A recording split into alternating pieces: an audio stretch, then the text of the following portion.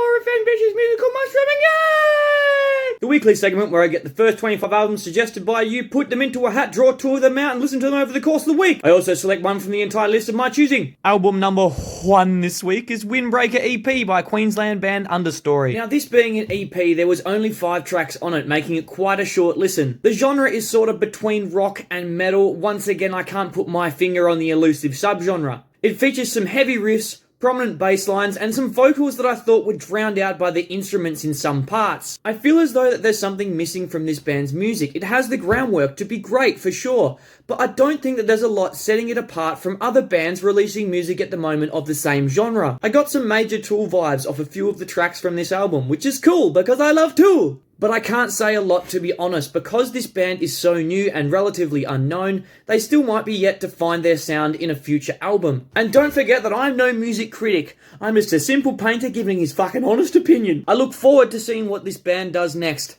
and I give this album 6.5 out of 10. The second album this week is Summer's Gone by electronic band Odesza. This music is the pinnacle of easy listening. It's the kind of music that you would hear in a video promoting an epic holiday destination. The sort of stuff that you would put on to play in the background without actually having to listen too hard to it. And there isn't really any lyrics apart from the occasional sample that gets played from track to track. So you don't get to do any sing-alongs, even though my sing-alongs sometimes go along the lines of... I found myself tuning out for a lot of the time I spent listening to this album, but for what it is, I'll give it a 7, since I didn't dislike any of the music that I heard. The third and chosen album for week 4 is Day 1 by Birds of Tokyo. What the fuck happened to this band? Not to say the music that Birds are releasing now is shit, but this debut album is fucking good shit.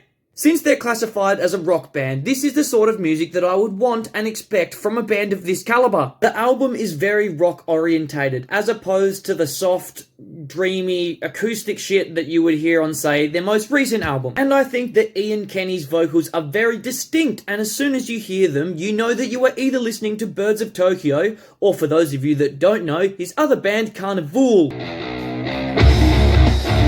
which can be easily told apart by the distinct heaviness. Carnival are fucking sick, by the way. You should fucking listen to them. I'll happily give this album an 8.5. And if you only know of their new shit, I strongly recommend you go back and give this album a cheeky listen. That's all for this week. If you want to give me some album suggestions for next week, I put the question thing up on my Instagram story on Monday. You put your suggestions in there and I might pull them out of the hat.